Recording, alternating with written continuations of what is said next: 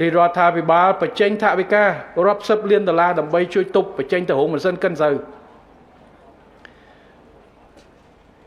ឆ្នាំទៅយើងចេញអស់ប្រមាណដោយដើម្បីជួយអន្តរាគមន៍ម៉ាស៊ីនកិនស្រូវដូចជិត100លាន60លានដុល្លារដើម្បីជួយទៅឲ្យម៉ាស៊ីនកិនស្រូវយកលុយទៅទិញស្រូវពីប្រជាកសិកររបស់យើងនេះគឺជាការពិតជាក់ស្ដែងស្រូវប្រាំងខ្វះទឹកពេលដែលស្រូវអង្គឡើងថ្លៃស្រូវប្រាំងធ្វើច្រើនអញ្ចឹងត្រូវបញ្ចេញបាទសូមធនធានទឹកអន្តរាគមន៍ដើម្បីធ្វើយ៉ាងណាយើងទៅនេះអញ្ចឹងបើកទីផ្សារមានហើយតម្លៃយើងខិតខំធ្វើយ៉ាងណាតរយៈភាពឡើងចុះតែយើងខិតខំធ្វើយ៉ាងណាឲ្យបានល្អការធានានៅផលិតផលដែលបានធ្វើម៉េចឲ្យប្រជាពលរដ្ឋទុកក្នុងកប៉ៅឲ្យបានច្រើន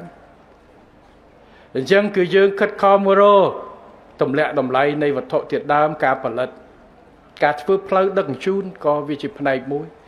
ការបន្តភ្លើងចូលតែប្រជាជនអាចប្រើភ្លើងជាជាងប្រើប្រេងហើយតម្លាក់ថ្លៃបងរបស់អគ្គិសនីកម្ពុជាមិនយកពន្ធនៅលើ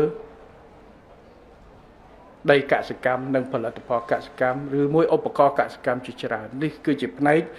ដែលរាជរដ្ឋាភិបាលតាមរយៈក្រសួងកសិកម្មដាក់ចេញនិងក្រសួងស្ថាប័នពាក់ព័ន្ធ